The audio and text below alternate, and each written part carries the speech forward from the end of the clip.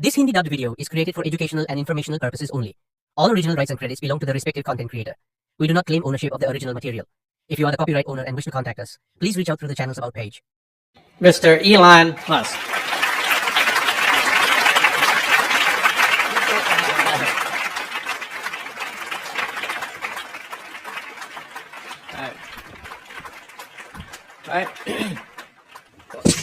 ठीक है, सबसे पहले मैं आपको शुक्रिया कहना चाहता हूं कि आपने मुझे पागल इंसान नहीं कहा। मैं सोच रहा था कि आज मैं आपको ऐसी कौन सी बात बताऊं जो आपके लिए आगे चलकर काम आ सके। फिर मैंने सोचा क्यों ना मैं अपनी कहानी बताऊं, मैं यहाँ तक कैसे पहुंचा, क्या क्या हुआ, शायद आपको इससे कुछ सीखने को मिले। मैं अक्सर सोचता हूं कि यह सब कैसे हो गया। जब मैं छोटा था तो मुझे नहीं पता था कि मैं बड़ा होकर क्या बनूंगा। लोग मुझसे पूछते थे लेकिन मुझे कोई जवाब नहीं आता था। फिर एक दिन मुझे लगा कि नई चीजें बनाना बहुत अच्छा काम हो सकता है। मैंने ऐसा इसलिए सोचा क्योंकि मैंने एक किताब में पढ़ा था, अगर कोई टेक्नोलॉजी बहुत आगे की हो तो वो जादू जैसी लगती है। और ये बात सच है।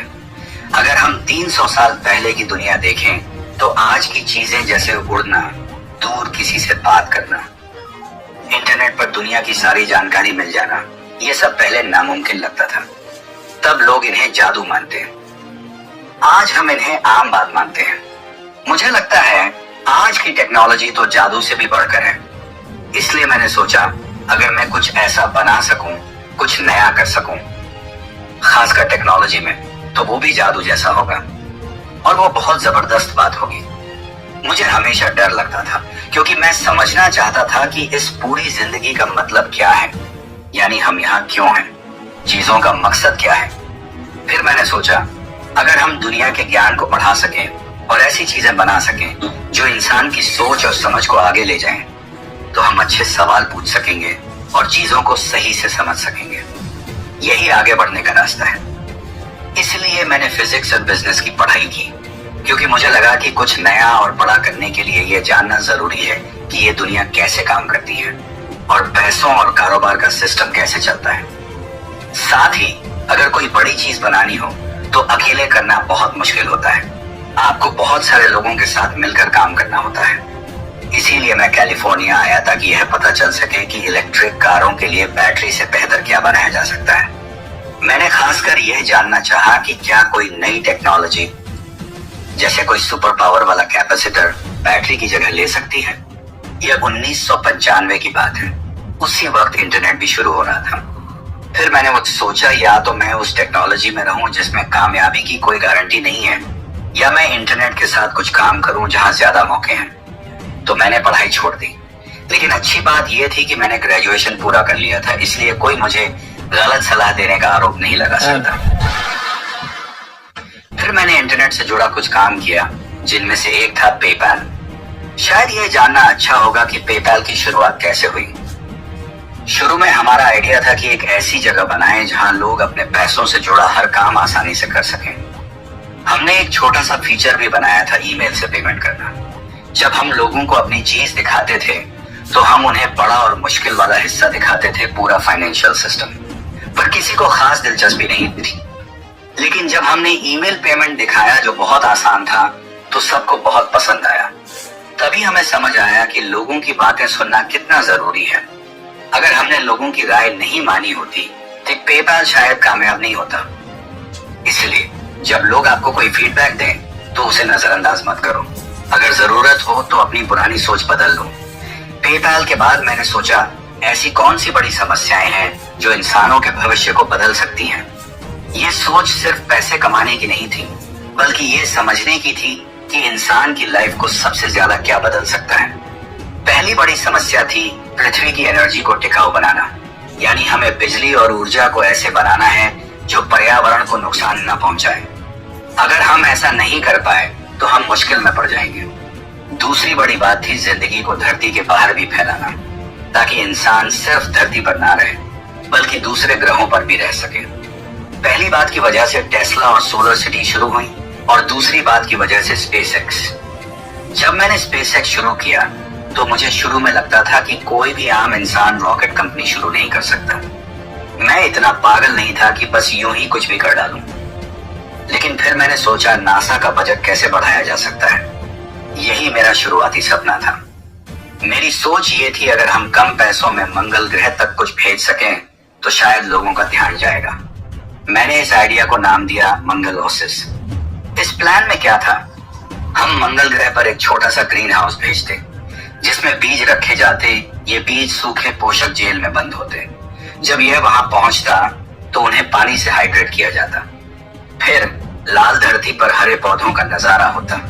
सोचो मंगल की लाल सतह पर हरे भरे पौधे, ये बहुत जबरदस्त दृश्य होता और शायद मंगल ग्रह पर जीवन का पहला संकेत भी।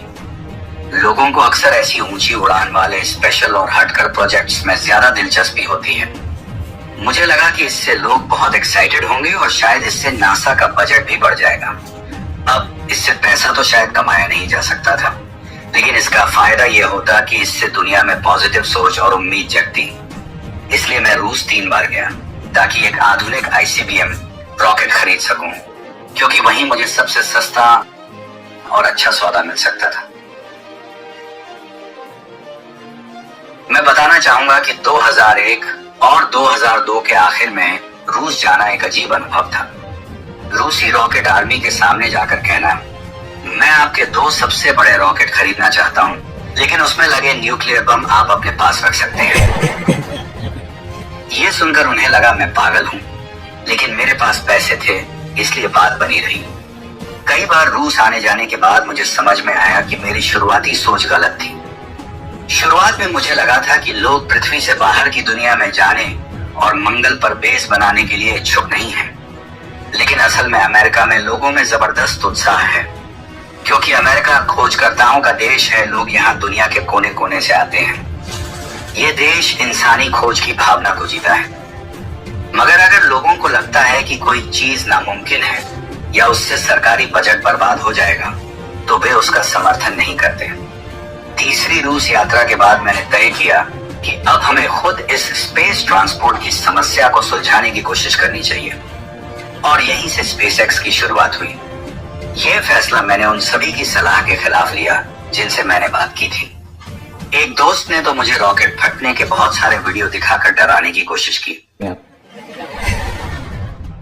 और सच कहूं वह पूरी तरह गलत भी नहीं था। शुरुआत बहुत मुश्किल थी। मैंने पहले कभी कोई असली चीज, फिजिकल प्रोडक्ट नहीं बनाई थी। हाँ, बचपन में मॉडल रॉकेट बनाए थे, लेकिन असली कंपनी चलाना कुछ और ही था। मुझे खुद सीखना पड़ा कि चीजें कैसे बनती हैं और सही लोगों की टीम कैसे बनाई जाए। हमने कोशिश की और 3 बार असफल हुए। रॉकेट साइंस में पासिंग मार्क्स का मतलब होता है 100% सही। आप आधा ठीक नहीं कर सकते, और इसे असली माहौल में पहले से टेस्ट करने का कोई मौका नहीं मिलता। रॉकेट इंजीनियरिंग को समझने के लिए सबसे अच्छा उदाहरण यह है, सोचो तुम एक बहुत जटिल सॉफ्टवेयर बना रहे हो जिसे तुम चलाने से पहले टेस्ट नहीं कर सकते, और जब पहली बार चलाओ तो उसमें एक भी बग नहीं होना चाहिए। हम पहले लॉन्च में नाकाम रहे। मैं खुद लॉन्च साइट पर जाकर रॉकेट के टूटे टुकड़े उठा रहा था। वो लम्हा काफी दुखद था, लेकिन हमने हर फ्लाइट से कुछ सीखा, और आखिरकार 2008 में चौथी उड़ान में हम रॉकेट को कक्षा ऑर्बिट में पहुंचाने में सफल हुए। यह सब कुछ हम तब कर पाए जब हमारे पास बचे हुए थोड़े पैसे थे, और शुक्र है कि ऐसा हो गया। मुझे लगता है कहावत होती है, चौथी बार सफलता मिलती है। तो हमने फाल्कन 1 को आखिरकार कक्षा ऑर्बिट में पहुंचा दिया। इसके बाद हमने इसे और आगे बढ़ाया फाल्कन 9 की ओर, जो फाल्कन 1 से लगभग 10 गुना ज्यादा ताकतवर था। इसका थ्रस्ट लगभग 1 मिलियन पाउंड था। हम इसे भी सफलतापूर्वक कक्षा में भेजने में कामयाब हुए।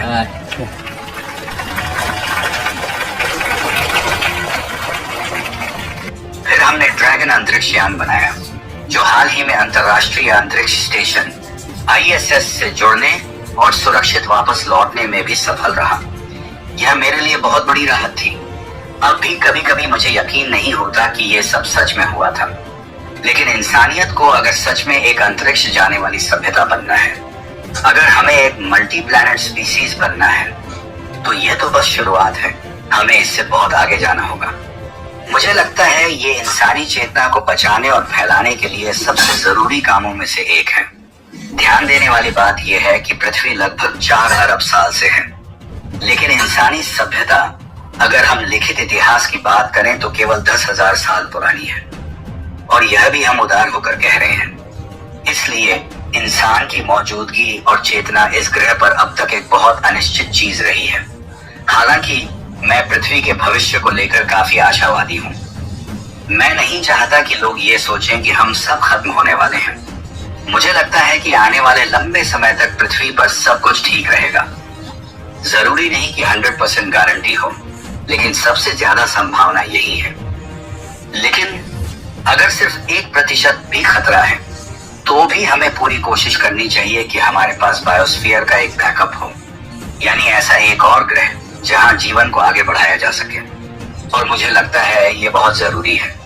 ऐसा करने के लिए हमें एक बड़ी सफलता की जरूरत है, एक ऐसी स्पेस ट्रांसपोर्ट सिस्टम जो पूरी तरह से रियूजेबल हो और हमें तेजी से मंगल तक ले जा सके। यह एक मुश्किल काम है, नामुमकिन के बहुत करीब, लेकिन यही वो चीज है जिसे हम स्पेसएक्स के साथ हासिल करने की कोशिश कर रहे हैं। अब बात टेस्ला की करें तो टेस्ला का मकसद था दुनिया को यह दिखाना कि इलेक्ट्रिक कारें क्या कर सकती हैं। लोगों की सोच गलत थी। उन्हें लगता था कि इलेक्ट्रिक गाड़ियां सिर्फ धीमी, बदसूरत और छोटे रेंज वाली होती हैं, जैसे गोल्फ कार्ट। इसी सोच को बदलने के लिए हमने टेस्ला रोडस्टर बनाया, एक तेज, खूबसूरत और लंबी दूरी तक चलने वाली कार।